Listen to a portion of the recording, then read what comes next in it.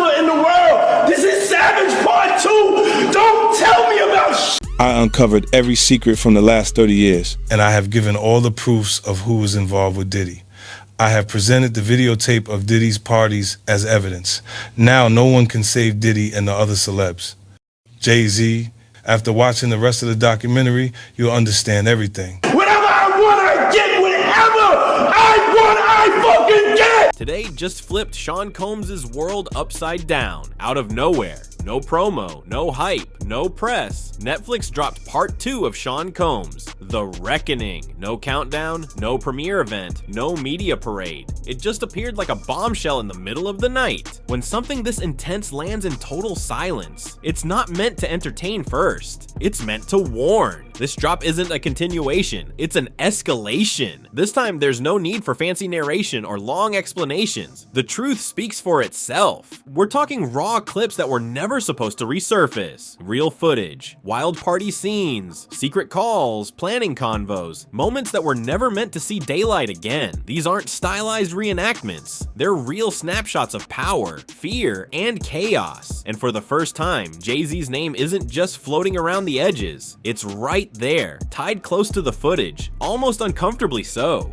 To really get why this moment hits so hard, you've got to rewind to December 2nd, 2025, the day Netflix dropped the original 4-part docuseries, Sean Combs, The Reckoning. Back then, people thought they had the full story. A carefully packaged dive into Diddy's empire, the rise, the scandals, and the looming federal heat closing in on him. It even featured scenes filmed just days before his arrest, produced by 50 Cent's G-Unit Films with House of Nonfiction. And that combo rocked Hollywood to its core. But the reaction was strange. After it aired, the noise died instead of exploding. No loud defenses, no fiery interviews, just silence. Industry chatter slowed down, appearances got more cautious, and even loyal insiders started acting different. It felt like everyone was scared to say too much, like they knew something deeper was still buried. And they weren't wrong, because the original had holes. Quick cuts, unfinished sentences, names dropped without context, like someone had trimmed the story too neatly. 50 Cent never pretended otherwise either.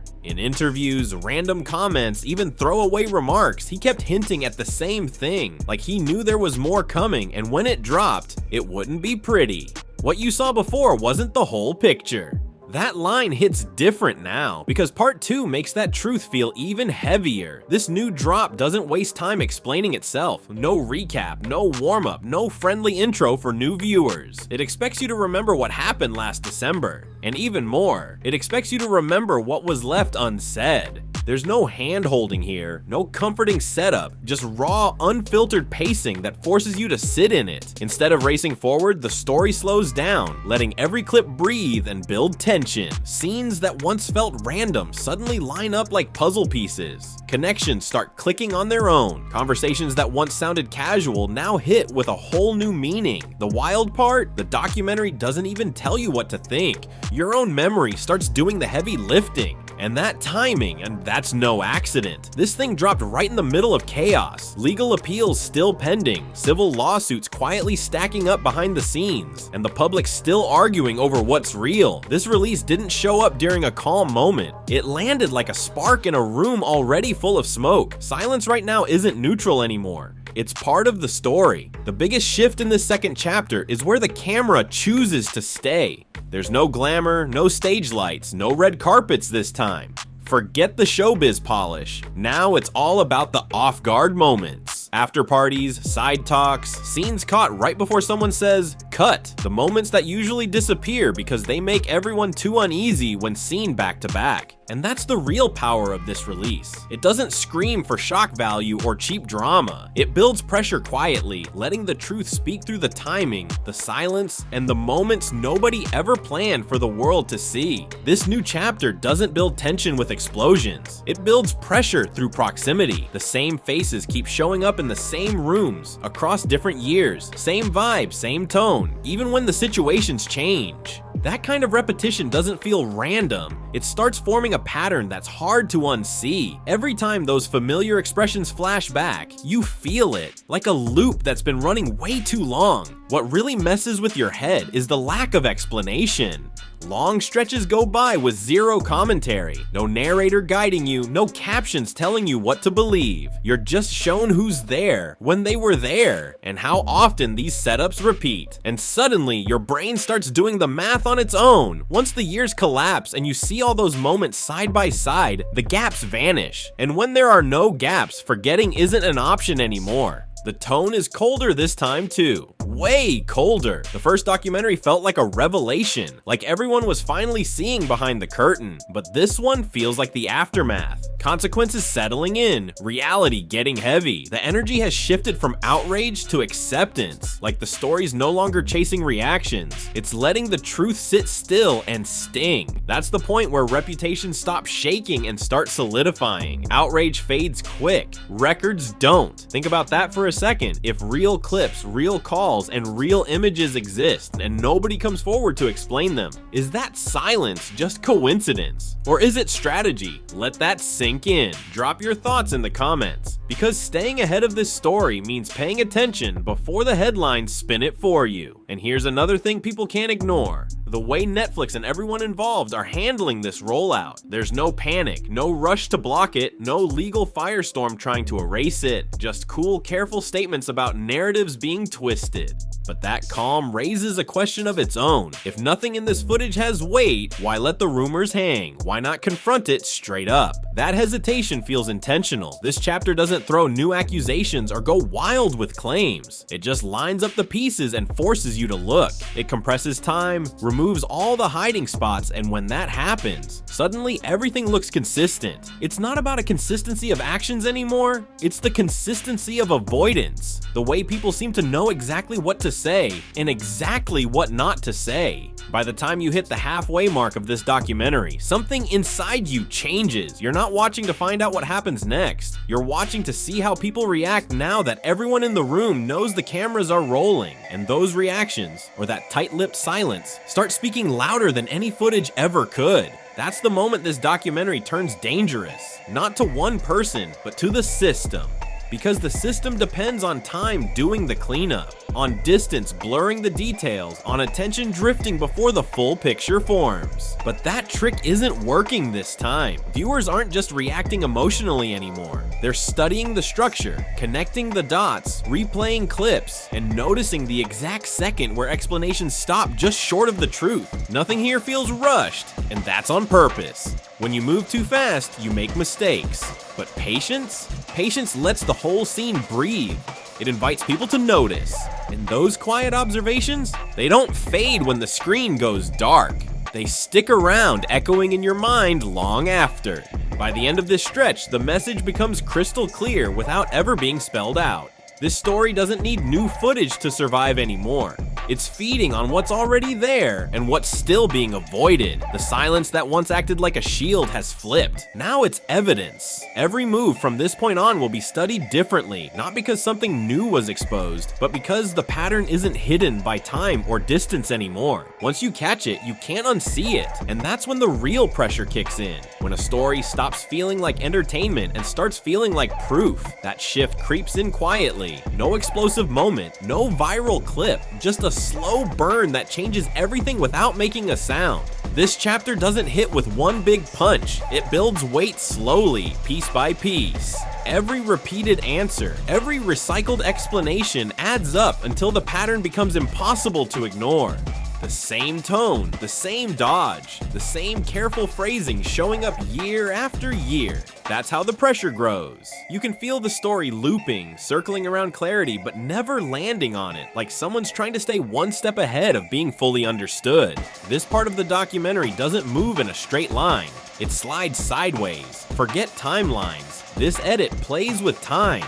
You'll see an old clip stitched next to a recent silence, a bold statement from years ago sitting right beside a careful no comment. On their own, each moment feels harmless, explainable even, but together, they hit different. Suddenly, everything starts to feel intentional. That's when something shifts inside you. You stop asking what happened and start asking why it keeps happening. And that why question, it's way more uncomfortable because it doesn't need proof, it needs recognition. One of the sneakiest strengths of this release is how it uses uses absence as a clue. It's not just about what's on screen, it's about who's not there. Names that used to dominate the spotlight now seem far away. Voices that once spoke freely sound cautious, or vanish completely. And when that absence keeps repeating, it doesn't feel random anymore. It feels like strategy, like positioning. What's wild is the documentary never calls it out directly, it lets you notice. And when the audience connects those dots for themselves, those realizations hit harder. They feel earned, not planted. It's smart storytelling, quiet but sharp.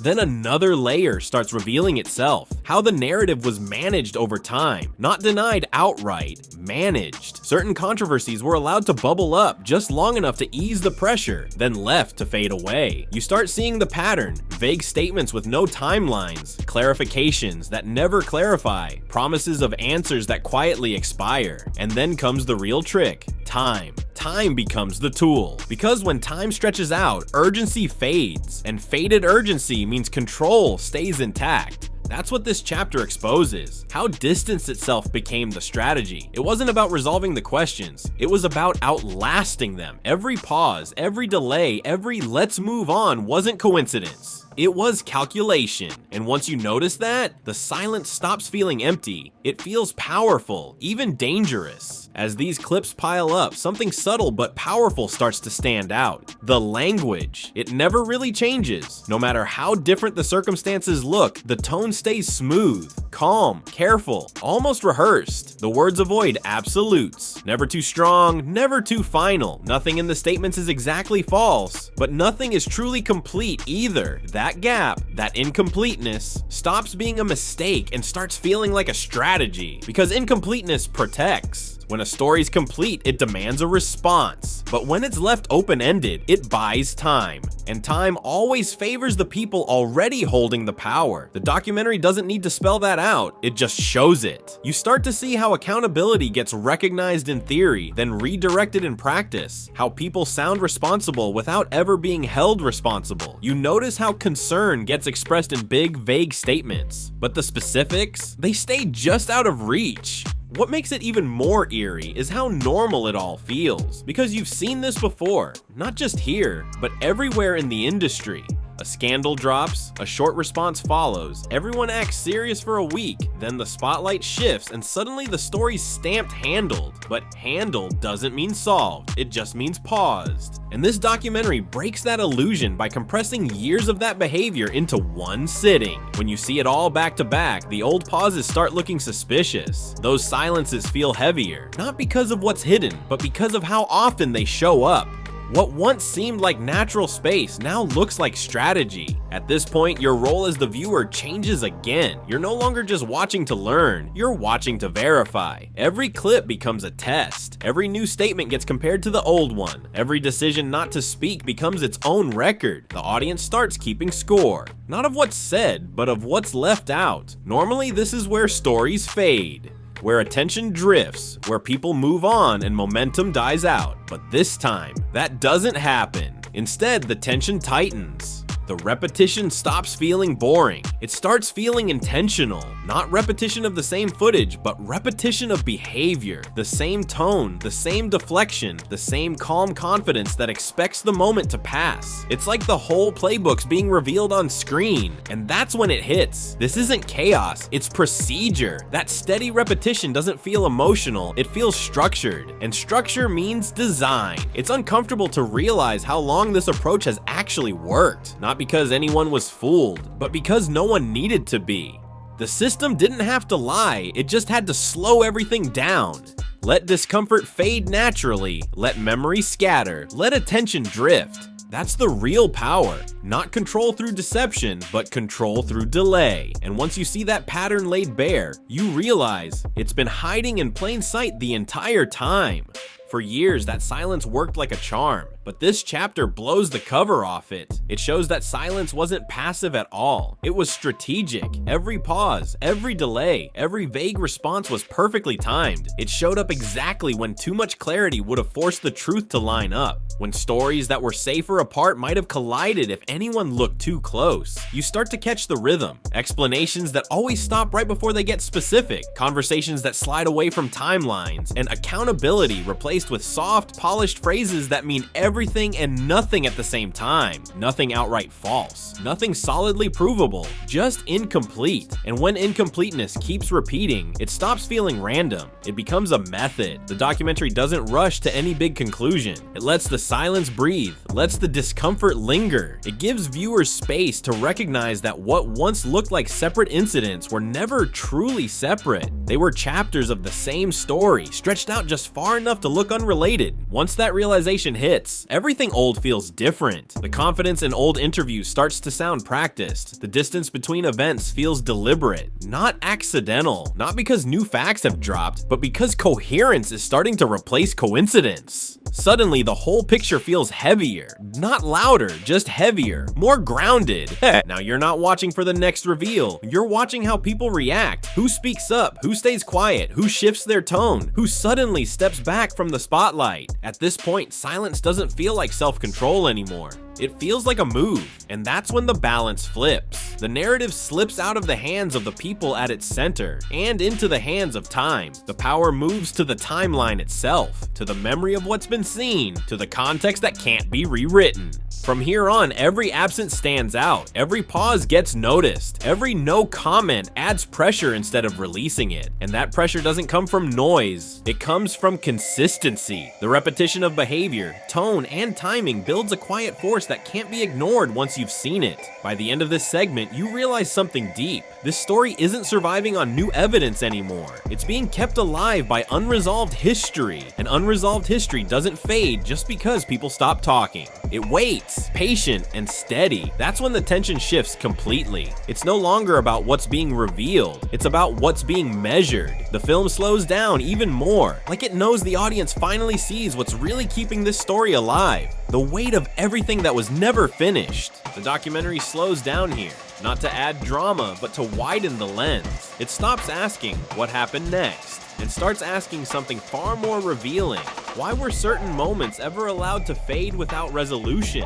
This is where the story shifts from being personal to being systemic. It's not about one bad choice or one wild night anymore. It's about how similar situations were handled the same way over and over across years. A controversy breaks out, attention spikes, and then like clockwork, a short, polished response appears. Brief, careful, incomplete. Then time steps in and quietly finishes the job. Time becomes the cleanup crew. The film doesn't call that coincidence. It calls it what it is, a habit perfected through repetition, protected by image, and shielded by influence. Because when someone's reputation shines bright enough, it fills in the blanks on its own. People assume the full explanation must exist somewhere, even if they've never actually heard it. That's where the trick works. Assumption replaces evidence. Comfort replaces clarity. And that's the unsettling part. How natural this pattern feels once you see it laid out.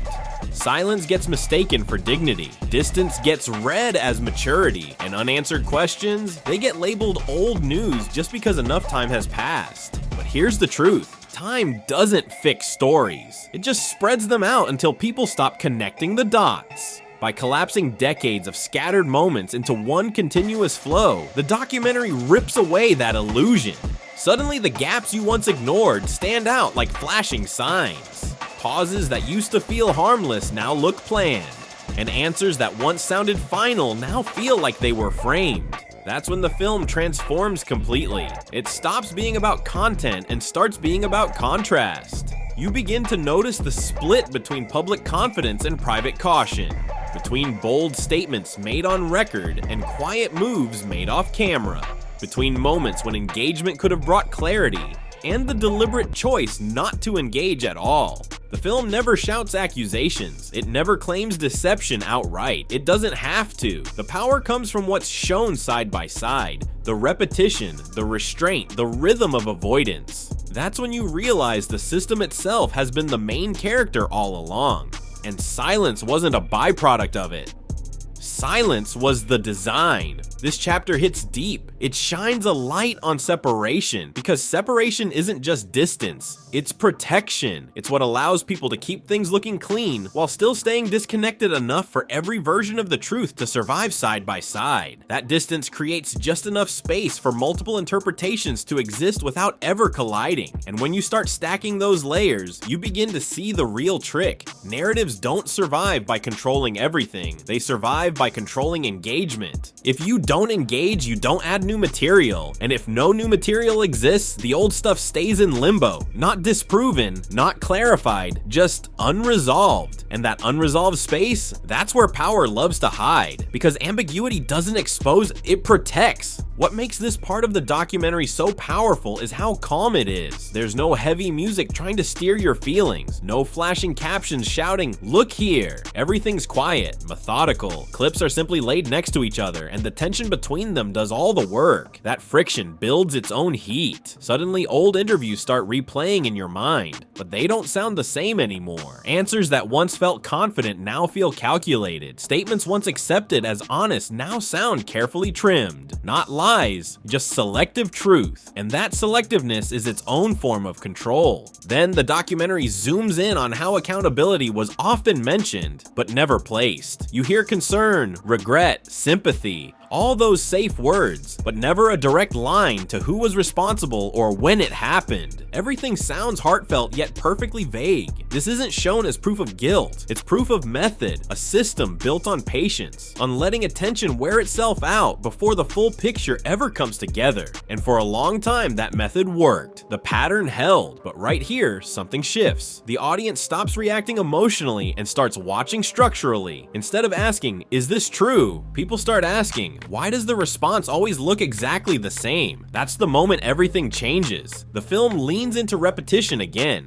Not by reusing the same footage, but by showing the same behaviors across different years. The same tone, the same polished statements, the same distance, even when the situation changes. And when repetition hits this steady rhythm, it stops feeling accidental and starts feeling like a routine. That's when silence itself turns into a message. It's no longer neutral, it's a signal that some truths might bring too much clarity, that some conversations might be safer left unfinished, a signal that distance still feels like the safest move. The documentary doesn't spell any of this out. It doesn't need to, it just lets the audience see it, feel it, and figure it out themselves. And when people reach those conclusions on their own, they don't fade away, they stick.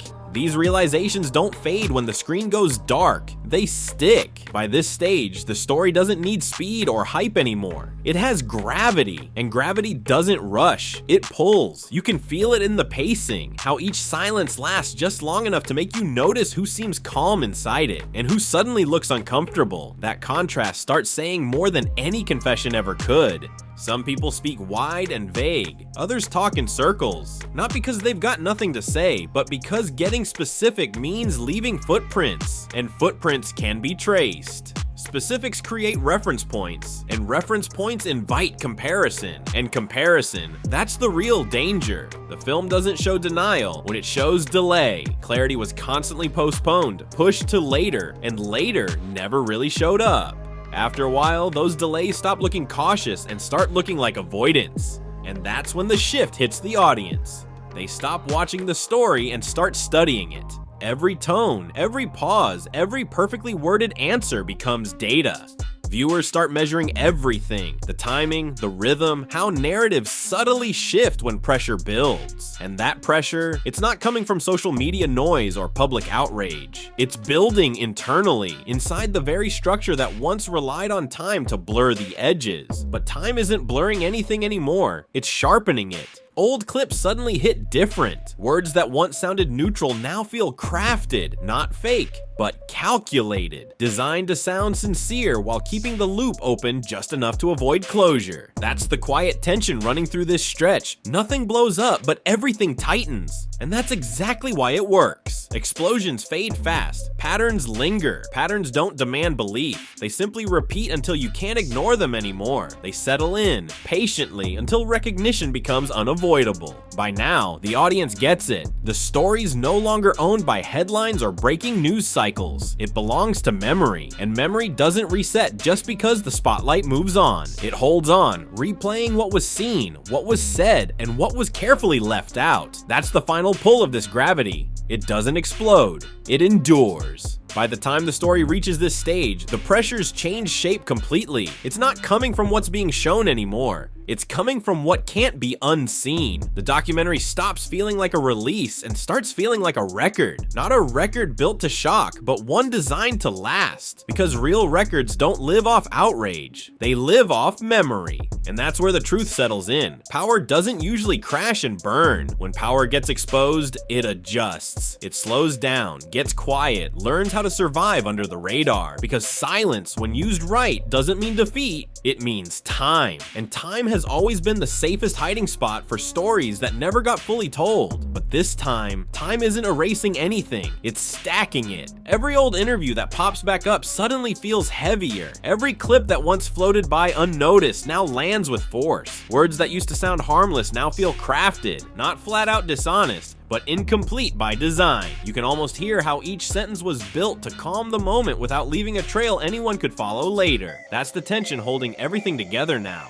Not outrage, not shock, but awareness. The focus shifts here. It's no longer just about the individuals in front of the camera. It's about the ecosystem that let all of this keep happening. The friends who stayed quiet when the noise got too loud. The companies that kept pushing forward, protecting profit over truth. The media stories that smoothed the rough edges instead of sharpening the hard questions. The entire system that managed to stay standing no matter how many storms passed through it. And that's when something becomes undeniable. This was never just about saving a reputation. It was about protecting a structure, about keeping a network of power running smoothly, no matter the cost. Because while everyone else was focused on the latest headline, the people behind the scenes were focused on strategy, on adaptation. When criticism started rising, it wasn't shut down, it was reframed. When accusations got louder, attention was quietly redirected. When legal pressure built up, new layers were added, enough to buy time, to stretch things out, to turn direct confrontation into slow confusion. That's what makes this chapter so chilling. The realization that collapse never came because collapse was never the goal. Power didn't need to win every battle, it just needed to outlast them. And as time kept moving, it did exactly that. This part doesn't show power trying to erase what happened. It shows how power tries to control how it's remembered. The documentary starts revealing what most people missed in real time, that every crisis was followed by strategy, not panic. Planning. Suddenly, after chaos hit, there'd be interviews, photo ops, family appearances, heartfelt posts, all perfectly timed. Each move was crafted to remind the public who someone was supposed to be, not who people were starting to question. And when family entered the spotlight, that strategy went into overdrive. Togetherness became proof. Unity became protection. Loyalty turned into a shield. Any criticism was quickly flipped, not as curiosity or concern, but as a personal attack. Bit by bit, the conversation shifted away from accountability and toward defense. But defenses only hold if people keep believing the story they're defending. And right now, that belief is cracking.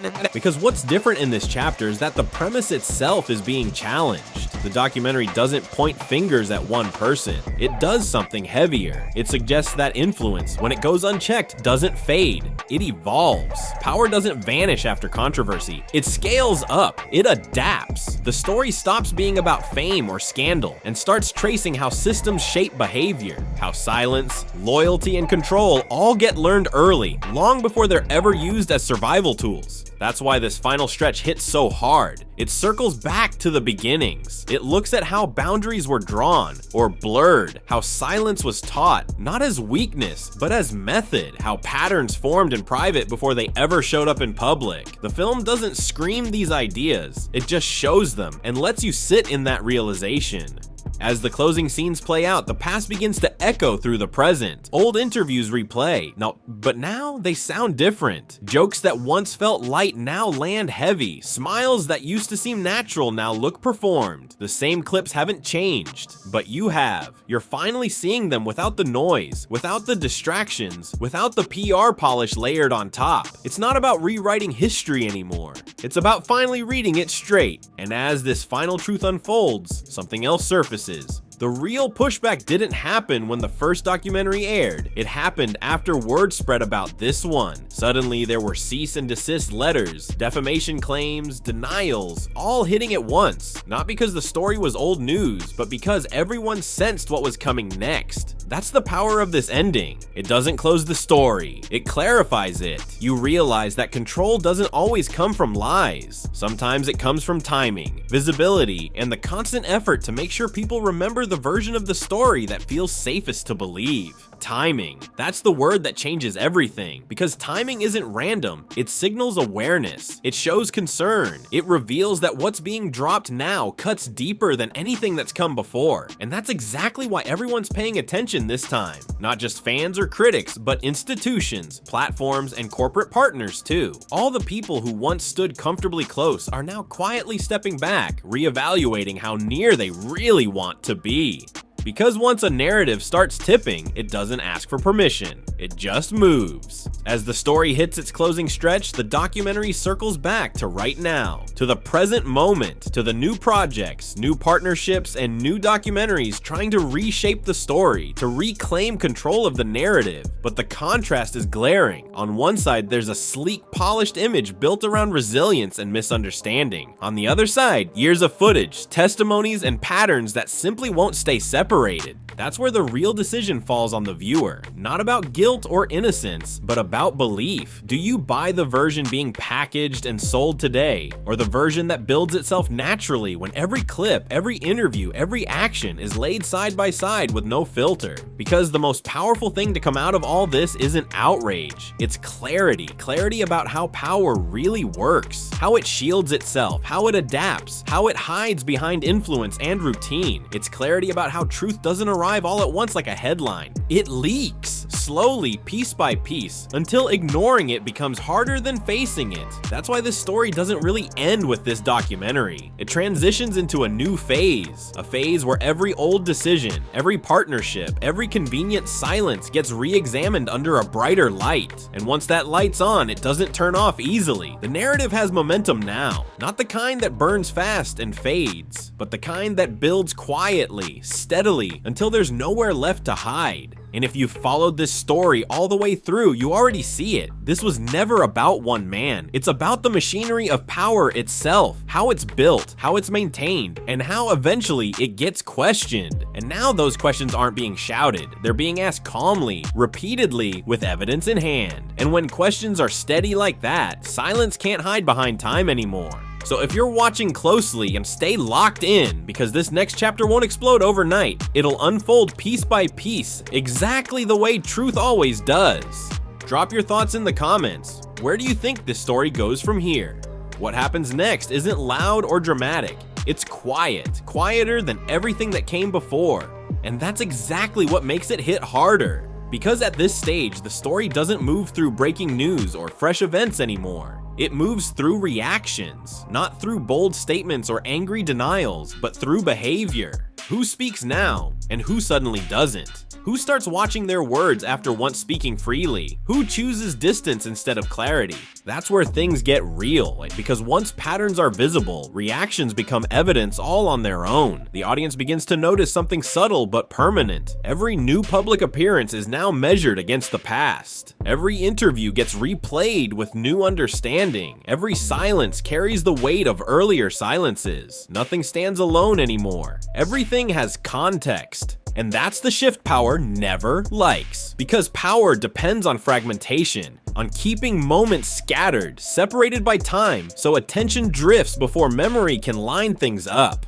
But now, memory has caught up. The dots are connecting, and the timeline is starting to tell its own truth. What's chilling is that the documentary doesn't hammer this realization in. It doesn't have to. It just lets the accumulation of years speak for itself. Dozens of clips, statements, and pauses. All those small, distant moments, now packed together until they form a single, undeniable shape. And when moments form shapes, shapes suggest design. That's the quiet genius of this phase. Nothing explosive, just pure exposure through pattern. And one of the most unsettling realizations is how predictable everything becomes once you see the system for what it is. The pauses happen in the same spots. The tone softens around the same subjects. Accountability gets mentioned in wide, vague terms, then redirected to nowhere specific. Not a lie, not a confession, just enough distance to dodge closure. And And that distance, that's the strategy. It's the invisible tool that's been running the show the entire time. Once you recognize that, the whole story rearranges itself. The past scenes, the interviews, the silences, they all start to make sense in a way they never did before. Because distance isn't just space, it's control. And once the audience sees that clearly, once they understand how the pattern operates, there's no going back. The story may get quieter, but the silence now speaks. Those old interviews, they don't sound the same anymore. What once felt confident now feels performed. Every statement that people use to take at face value suddenly comes across as crafted, engineered to sound meaningful while avoiding saying anything real. This is the turning point.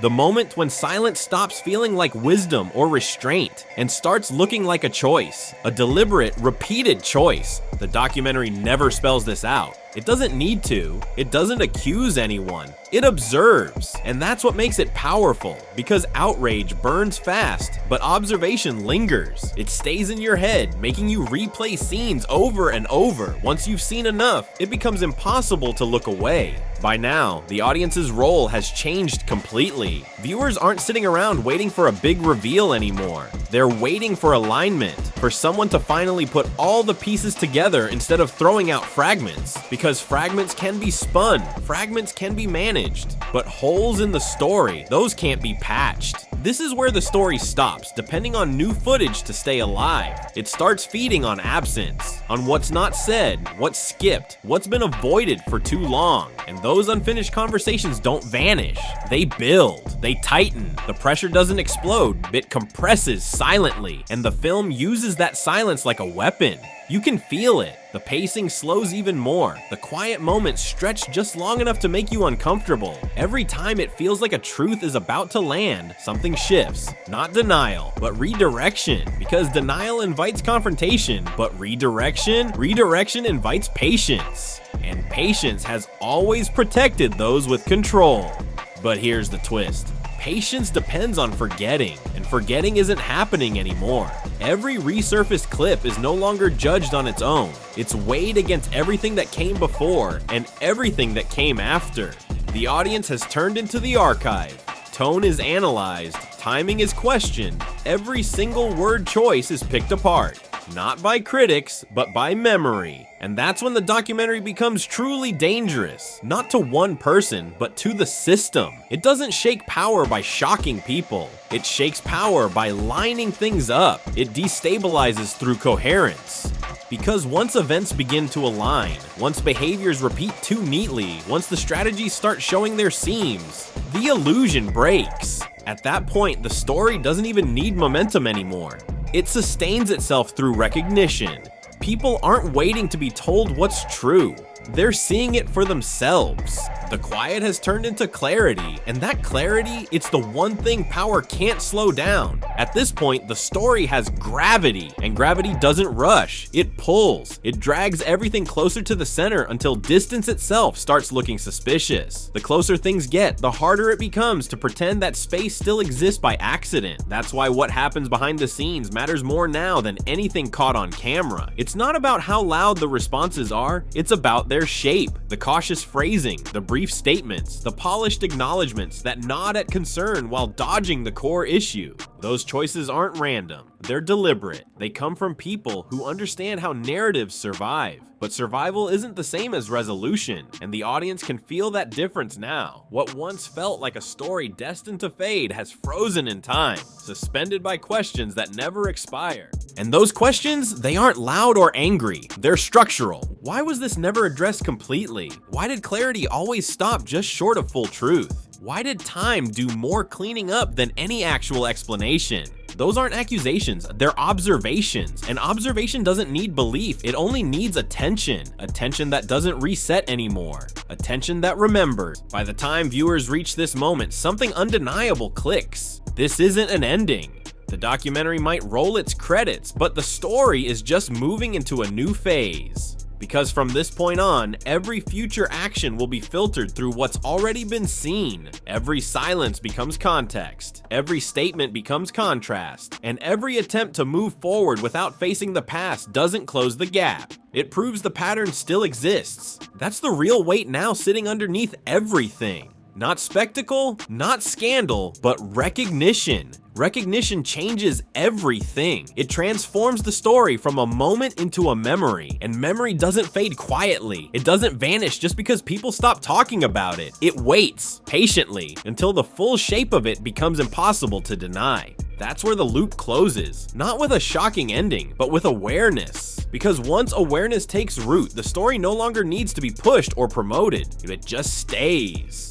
It lives on in how people interpret every new move, every cautious word, every silence that follows. And that's the lasting power of this whole thing. The story's no longer about what's revealed next. It's about how everything that comes next will now be read through the lens of everything that came before. At this point, the story doesn't need momentum anymore. It's already settled into something heavier than hype. It's become expectation. Expectation that the past won't stay buried. Expectation that every new move, every statement, every appearance will be measured against everything that still hasn't been resolved. Expectation that silence can't play the same role it once did. Not as protection, not as distance, not as strategy. This is the stage where pressure builds quietly. No shouting, no chaos, just wait. Systems start to feel it, even though nobody's raising their voice. Because what's happening now isn't fueled by outrage. It's powered by consistency. The same choices repeating under different conditions. The same habit of keeping things vague when clarity gets too close.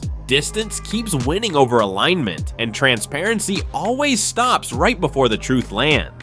The film doesn't stop to explain this. It doesn't have to. It just lets you feel it happening. You begin to pick up on the rhythm, the way language is managed like a chess move, how every response is shaped to sound thoughtful but never grounding. You notice how the same phrases echo across years, recycled from one controversy to another, slightly reworded, slightly polished, but clearly reused. And that reuse, it tells you everything. It says these answers aren't spontaneous. They're scripted, rehearsed, refined, and customized just enough to fit the moment without ever closing the loop. That's when the pattern comes into full view. What once looked like discretion now feels calculated. What once seemed like patience now looks strategic. What once passed for maturity now reads as protection. And the audience senses it instantly. The focus shifts again. People stop asking if something happened and start asking how it was handled. Because now the handling itself is the story. The outcomes don't matter as much as the process. And when the process keeps looping back on itself, the message becomes impossible to ignore. The documentary doesn't shout it out, it just shows it. Over and over you see the pattern, moments of accountability that slide smoothly into deflection, careful redirections dressed up as composure, attention steered away before it can land on anything concrete.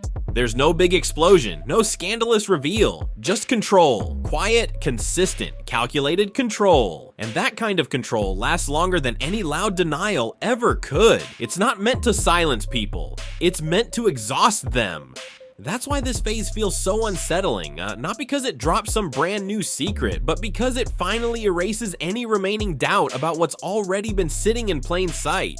What's left isn't surprise, it's understanding, the realization that the pattern wasn't coincidence, it was design. This part of the story hits different. It lays out just how many chances there were to bring clarity, and how consistently those chances were dodged. Once you start seeing it, you can't unsee it. It's everywhere. In old interviews that suddenly sound off, in statements that once felt open but now feel tight, built to say just enough and nothing more. Moments that were brushed off as one-time incidents start lining up too neatly, fitting together like pieces of a puzzle that was always sitting in plain sight. That's when coincidence collapses. And once coincidence falls apart, the real question shifts to intention. Not intention in the legal sense, but in the structural sense. How power prepares for pressure, how it anticipates scrutiny, how it positions itself to survive instead of to solve. The documentary never claims that anyone sat down and planned these outcomes. It does something smarter. It shows familiarity, a rhythm, a routine, a kind of practiced calm that doesn't come from panic. It comes from experience. And that experience implies repetition. And repetition, that's how behavior becomes system. And this is also where the audience starts realizing why this story feels so different from the usual scandals. There's no dramatic payoff here, no final explosion to give everyone closure, because closure would end the story, an ending is the one thing this narrative refuses to do. Instead, it keeps the tension alive, carefully, deliberately. Preservation becomes the purpose. By keeping the questions alive without turning them into chaos, the documentary makes sure they linger, and those lingering questions don't trigger outrage. They spark awareness. They make people pay attention in a slower, more focused way, and that's dangerous, because awareness is the one thing systems built on exhaustion can't handle.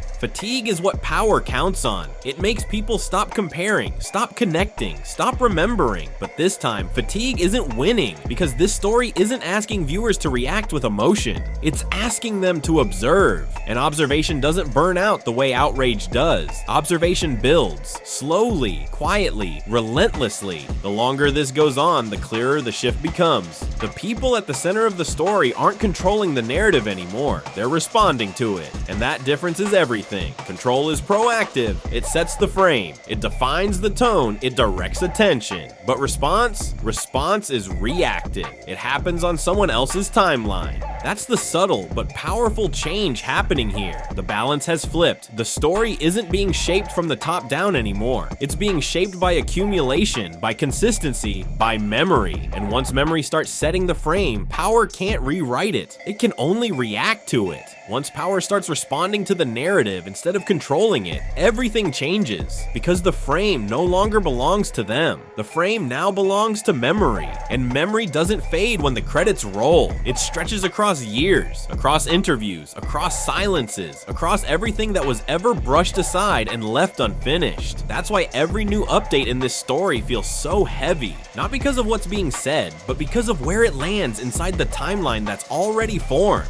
This is the moment when the audience stops waiting for some big turning point and realizes it already happened, quietly, without warning, without any official reveal. The shift wasn't a moment of exposure, it was recognition. The recognition that this story doesn't need new evidence to stay alive anymore. It just needs engagement. And that engagement isn't loud or reactive now. It's internal, steady, reflective. People aren't arguing as much as they used to. They're watching, they're listening, they're taking note of what gets addressed and what keeps getting dodged. And that kind of attention doesn't disappear overnight. It builds, it stacks, layer by layer, until the silence itself starts to make noise. Because once awareness starts accumulating, even inaction becomes information. That's what makes this phase so powerful. Every non-response adds new context. Every delayed answer makes the open question sharper. Every attempt to move forward without facing the past doesn't smooth things over. It cements the pattern, and that's where the pressure becomes self-sustaining. The documentary doesn't have to push any harder now. It's already done its job. It's shifted how the audience sees everything, how they measure time, how they interpret responses, how they define accountability, and once those lenses change, they don't switch back. The story has evolved past being about events. It's now about perception. From here on, nothing will be judged in isolation. Every future move, every interview, every press statement, all of it will be weighed against everything that came before. That's the new weight sitting underneath this entire narrative. Not hype, not suspense, but inevitability. Because once patterns become visible, the future stops feeling uncertain. The outcome may still unfold slowly, but the direction is already set. The story no longer moves by chance. It moves by gravity, pulled forward by memory that refuses to fade. At this point, the story doesn't feel like it's ending. It feels like continuation, and continuation, when it's watched closely enough, always leads to one thing: resolution. You can sense it building quietly beneath the surface. Something subtle but irreversible has already happened. The audience has stopped waiting for direct answers. They're not hoping for confessions anymore. They're studying for alignment. Alignment between words and timing, between what was said back then and what's being done now, between the public tone and the quiet moves that never make the headlines. And once people start watching like that, the entire shape of the story changes, because alignment is nearly impossible to fake over time. The documentary leans right into that shift without ever saying it out loud. It starts layering scenes, pairing moments from different years that echo each other, not in content, but in reaction. The same pause before a statement, the same smooth phrasing, the same instinct to step back just when things start getting close to clarity. That repetition doesn't feel dramatic anymore. It feels practiced, and practice means familiarity. That's where the story stops being about individual choices and starts being about instinct. The kind of instinct built over years of living under the spotlight, of learning when to speak, when to wait, and when to let time clean up what words can't. Time, after all, has always been the most reliable shield, but shields only work when no one's looking straight at them. And now people are. Not loudly, not angrily, but carefully, patiently, consistently. The film doesn't announce this change. You just feel it. The pacing slows, the cuts stretch, and silence stops being empty filler. It becomes the message itself. And when that silence keeps repeating, it stops feeling peaceful. It starts feeling intentional. And this is where things get uncomfortable, because viewers start realizing something huge. The most important pieces of this story were never hidden at all. They were visible the whole time. Old interviews, offhand comments, moments that once felt casual or harmless. When they're placed side by side, they stop feeling harmless. Not because they reveal new facts, but because they reveal pattern. And that's the quiet truth this chapter drives home. Patterns don't need proof, they just need acknowledgement. Once you see them, you can't unsee them, and that's when recognition replaces reaction. The audience isn't just absorbing the story anymore, they're connecting it line by line, clip by clip, silence by silence. By now, the documentary has done something almost invisible. It's shifted the story from being about exposure to being about understanding. No drama, no grand finale, just realization. The realization that everything people needed to see was already there. They just weren't looking this closely before. The documentary never tells the audience what to believe. It doesn't lecture. It doesn't demand conclusions. It doesn't even raise its voice. It just removes isolation.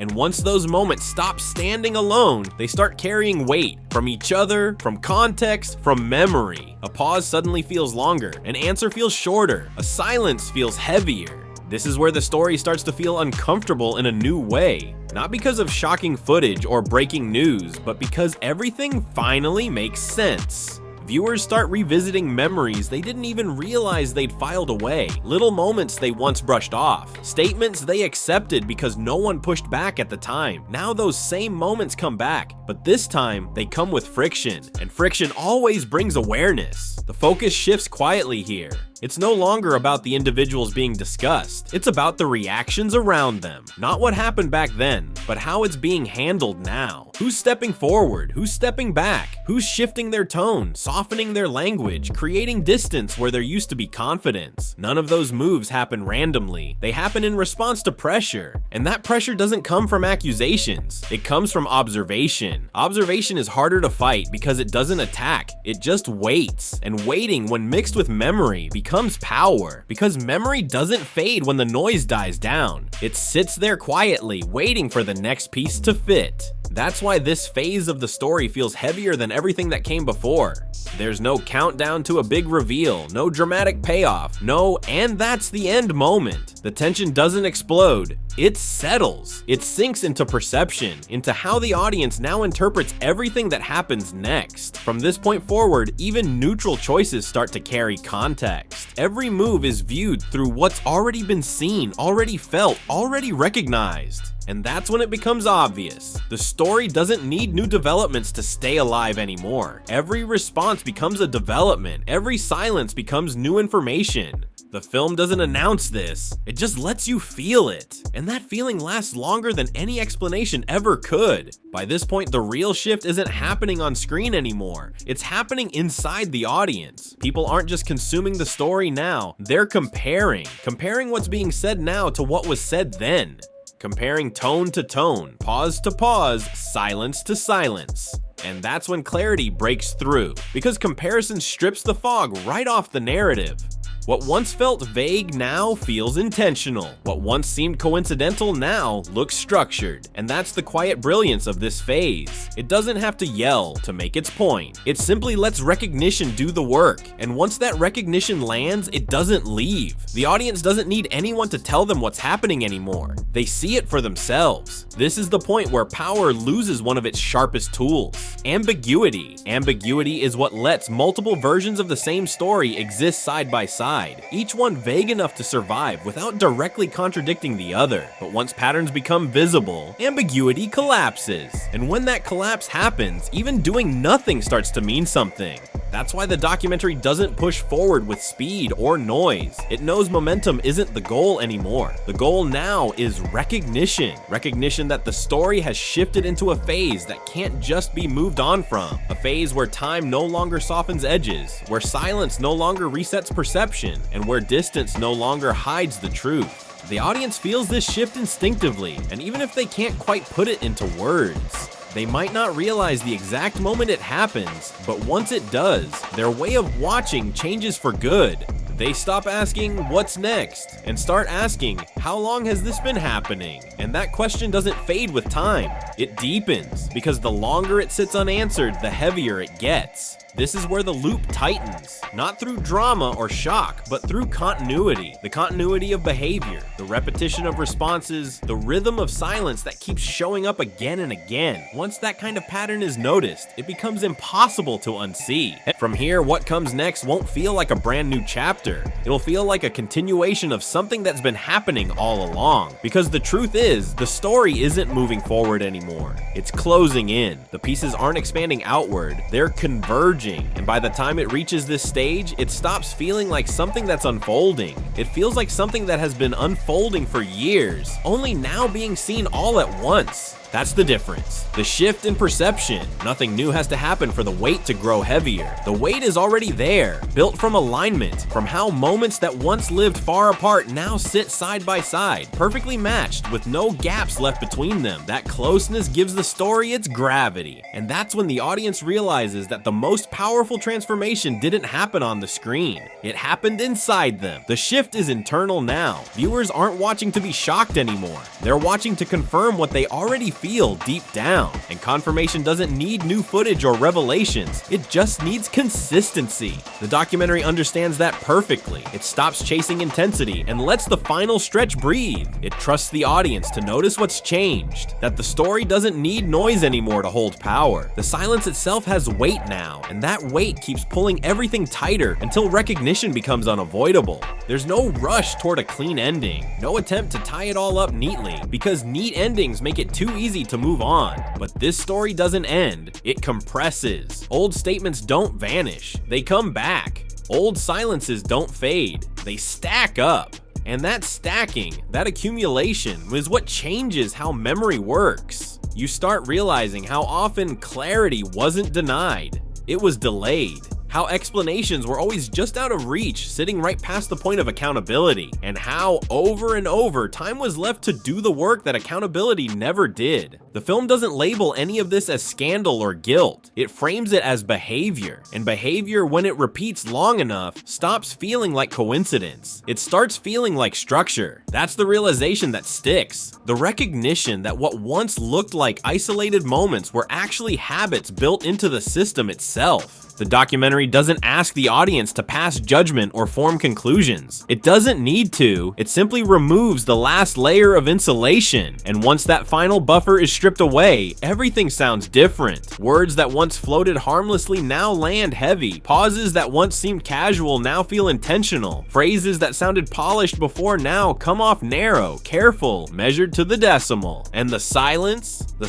becomes deafening. That's the turning point. Now, when viewers understand why there was never a dramatic explosion or public collapse, why everything got quieter instead of louder, because power doesn't always break apart. Sometimes it thins out. It spreads itself thin, across time, across distance, across layers of ambiguity, but ambiguity only holds as long as people stop comparing. And here's the shift. They're not stopping anymore. The audience has changed roles completely. They've moved from reacting to observing, from consuming to tracking. They're not just listening, they're assembling. Every moment, every phrase, every gap is being placed next to the others, forming patterns that can't be ignored. This stage isn't about outrage, it's about recognition. It's about understanding that the story doesn't stay powerful because of new revelations. It stays powerful because of context. Because now the audience doesn't just hear what's being said, they hear everything that's missing. The film doesn't chase closure because closure ends conversation, and this one isn't over. Instead, it allows tension to settle in, to live in the space between memory and meaning. The system didn't crumble with noise. It's being unwrapped quietly, layer by layer, by people who finally stop taking the silence at face value. That shift doesn't fade. Once people start watching this way, there's no going back. Every future action becomes contextual. Every statement is measured. Every pause, every absence, noticed. And that's where the real pressure lives now. Not in outrage, not in headlines, but in continuity. Continuity of tone, of restraint, of choices made in moments when clarity would have been easier, but wasn't chosen. Those choices don't vanish with time. They stack, they compound, and that accumulation builds the quiet tension that holds everything together now. The documentary leaves viewers right there, not with a tidy conclusion, but on a threshold, a point where the story doesn't need narration anymore, because memory itself starts doing the work. This is the phase where the past stops being past. It becomes reference. Reference for how people react when pressure rises. Reference for how stories get reshaped instead of resolved. Reference for how silence gets used, not as absence, but as strategy. And once something becomes reference, it can't be unseen. That's the lasting impact. Not shock, not scandal, but recognition. Recognition that this was never about one explosive moment or one documentary drop. It's about repetition, about how similar moments were handled again and again, about how time became the buffer, how patience turned into a tool, and how stillness became a shield. The audience can feel this before they can explain it. There's this quiet awareness that settles in, a sense that whatever happens next will be filtered through everything that's already been witnessed. That's why the story doesn't end here. It doesn't need to. It's already embedded in memory, embedded in comparison, embedded in the way future silences will be heard. Because from this point forward, silence will never sound the same again. Every pause will feel loaded. Every carefully worded response will carry history in it. Every no comment will echo against what's already been said and what's been avoided. Something deeper takes hold here. Something that doesn't announce itself but still changes everything. The story has evolved beyond being followed. Now it's being tracked. And once tracking begins, the narrative can never fully reset. Because tracking means memory stays active. It means people stop taking words at face value. It means every new comment, every public move, every quiet pause gets automatically weighed against what's already been seen and understood. That's the real transformation. The story isn't unfolding anymore. It's echoing. The audience isn't just watching, they're remembering. And from here on, memory doesn't let go easily. It holds, it compares, it connects. And in that continuity, the silence that once protected now speaks louder than ever before. This is the point where the real shift kicks in. The documentary doesn't need to push any harder. It doesn't need bigger bombshells or louder drama. It just lets familiarity do the work. Familiarity with how pressure gets managed. Familiarity with how distance gets created. Familiarity with how silence always shows up at the same critical moments, again and again. And when repetition reaches that level, it stops feeling like coincidence. It starts feeling like design. What stands out most here isn't shock, it's predictability. Not boring predictability, but the kind that quietly exposes the pattern. The same soft language appearing whenever scrutiny spikes. The same calm tone wrapping itself around sharp questions. The same strategic delay showing up exactly when clarity would matter most. That's what makes predictability so dangerous. It strips power of its biggest defense: surprise. Surprise is what keeps narratives flexible. It's what resets perception. But without it, every move starts to feel anticipated. Every response feels expected. And that's why the tension here hits differently from anything earlier. It's not suspense anymore. It's inevitability. You're not waiting to see if something surfaces. You're watching to see how it'll be handled when it does. And suddenly, the handling becomes the story itself.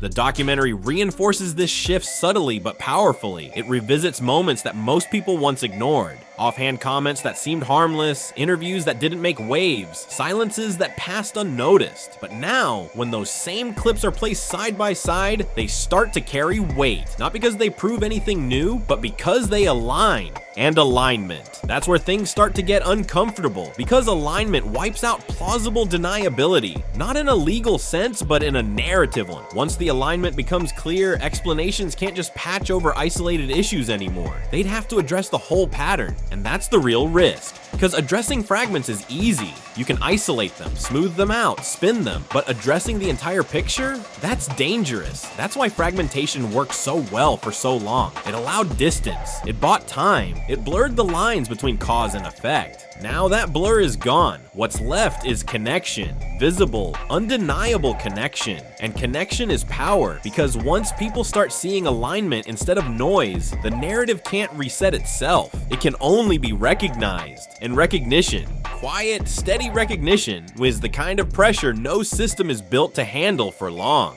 Fragmentation only works as long as people aren't connecting the dots. But the moment they start doing that on their own, the whole structure begins to collapse. The documentary doesn't walk them to that point. It trusts them to get there. And that trust changes everything. The relationship between content and audience transforms. You're no longer being led. You're being invited to notice. Notice how often clarity was postponed. Notice how rarely timelines were completed. Notice how quickly every conversation seemed to swerve right before specifics got too close. These aren't accusations. They're observations. And once an observation lands, it doesn't fade. It sticks, quietly reshaping the way you see everything else that follows. This is where the audience starts feeling the full weight of continuity. Not just the continuity of events, but the continuity of approach. You begin to see the same playbook, repeated, refined, slightly adjusted, but at its core, unchanged. And when that realization lands, it doesn't arrive with noise. It lands quietly, but deep. Because once you recognize a playbook, you stop reacting to individual plays. You start watching the strategy.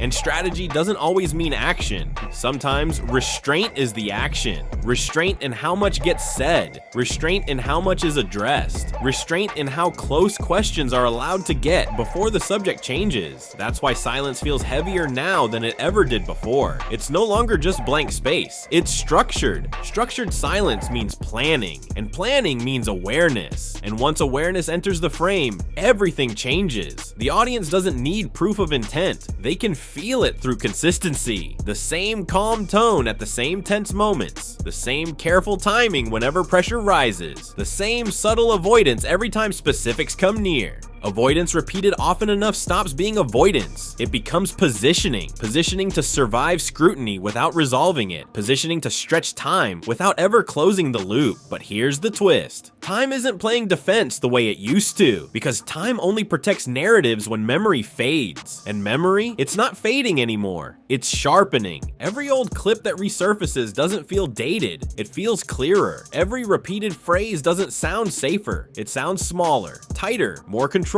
That's the signal that the balance has flipped. The story doesn't rely on time to protect it anymore. Time has turned into the mirror reflecting it back. Now, the audience doesn't need the documentary to spell anything out. They've learned how to see it for themselves, how to track the rhythm, how to spot the restraint, how to feel the shift from reaction to design. And once that awareness settles in, fragmentation can't rebuild itself. The cracks are permanent. Every delayed response suddenly feels louder, not quieter. And that flip means everything. It signals that the entire environment around this story has changed. The documentary doesn't announce that shift. It lets you feel it. You can sense it in the pacing, in the tone. The ground beneath the story has moved. The old tools don't work the same way anymore. What once created distance now just creates tension. That patience that used to protect. It doesn't guarantee safety anymore. It only stretches the silence until it starts to shake. This is where the tension turns self-sustaining. The story doesn't need new twists or updates to stay alive. It thrives on anticipation, but not anticipation of denial or defense. Anticipation of alignment. Will the next move finally acknowledge the full pattern, or will it quietly reinforce it again? That question hums beneath everything now. Steady, constant, impossible to escape. And it's a question that never expires, because every future decision becomes an answer in itself. Even choosing not to answer is still an answer. So the documentary leaves its audience hanging here. Not in confusion, but in a very specific kind of clarity without closure. The kind of clarity that doesn't shout, that doesn't need to explain, it just waits. And when clarity waits, when it pairs with awareness, it creates pressure that doesn't fade. It condenses, it focuses until it sits heavy in the air. By this point, the audience doesn't even need it spelled out. They feel it instinctively. They might not say it out loud or even fully form the thought, but they know the story hasn't ended. Not because there's another episode coming, but because the pattern itself is still moving, still revealing more through reaction. And those reactions, once you start watching them closely, tell you more than any big reveal ever could. That's when the loop tightens one last time. Not through drama, not through chaos, but through expectation. Expectation that silence will mean something now. Expectation that distance will be read, not excused. Expectation that the past will keep shaping how the present is understood. By this stage, the story doesn't need to move forward anymore. It's everywhere it needs to be. It's not just unfolding, it's being observed. And that difference, that's the most powerful shift of all. Because once observation takes over, control changes sides. The story no longer belongs to those telling it, it belongs to those watching. Because when a story is still unfolding, power can react, but when a story is being observed, power gets measured, and measurement doesn't need noise, it just needs clarity. What's obvious now is that nothing new has to surface for this story to stay heavy. No fresh footage, no leaked calls, no surprise names. The pressure isn't coming from revelation anymore. It's coming from memory. Memory of how things were handled, memory of how clarity kept getting postponed, memory of how silence always seemed to arrive right when the questions got closest. That's when the audience realizes the real shift already happened. Long before anyone noticed it. It happened the moment people stopped asking what happened and started asking, why does the response always look like this? That question doesn't accuse or speculate. It observes. And observation, once it spreads across enough people, becomes something no system can outrun. The documentary leaves viewers sitting right there, not with answers, but with alignment. Alignment between past behavior and present reaction, between confident words then and restrained tone now, between old statements and the new silences that follow them. Once that alignment is visible, the story no longer needs explaining, because explanations are only needed when things seem random. But nothing feels random anymore. What used to look like coincidence now feels consistent. What once seemed isolated now feels connected. What once felt finished now feels unfinished and alive. Unresolved doesn't mean forgotten, it means active. This is the stage where silence stops being peaceful and starts carrying weight. Every pause becomes context. Every non-response becomes part of the record. Not a legal one, but a perceptual one. Because perception doesn't reset when the screen fades to black. It keeps working, connecting, remembering. That's why this doesn't feel like an ending. It feels like a handoff from content to memory, from narration to comparison, from reaction to recognition that this story was never just about one documentary or one controversy. It was about how patterns of power repeat, how time became a tool, how patience turned into a shield, how silence kept being mistaken for resolution. But silence doesn't resolve anything, it just delays it. And delay only works when attention fades. But this time, attention hasn't faded, it's sharpened. The audience now watches differently, they listen differently, they interpret differently. Every future statement will be weighed, every silence will be noticed, every attempt to move on without addressing the pattern will just reinforce it instead of escaping it. That's the quiet consequence. Not collapse, not chaos, but continuity. Continuity of awareness, continuity of comparison, continuity of memory. Because once a story moves out of headlines and settles into memory, it doesn't disappear when the cycle ends. It waits. That's where this ends. Not with certainty, but with awareness. Awareness that power doesn't crumble because of exposure alone. It weakens when its patterns become visible to too many people at once. And once those patterns are seen, silence stops being protection. It becomes signal. If you've stayed with this story all the way through, then you already get it. This was never about one man, one documentary, or one release. It's about how influence operates, how systems protect themselves, how time gets used as cover. The real question now isn't what happens next. It's how everything that happens next will be read. Because the lens has changed. And once that lens changes, there's no going back. So if you want to stay ahead of this story as it continues to unfold, quietly but steadily, make sure you're subscribed. Share your thoughts below. Where do you think this goes from here?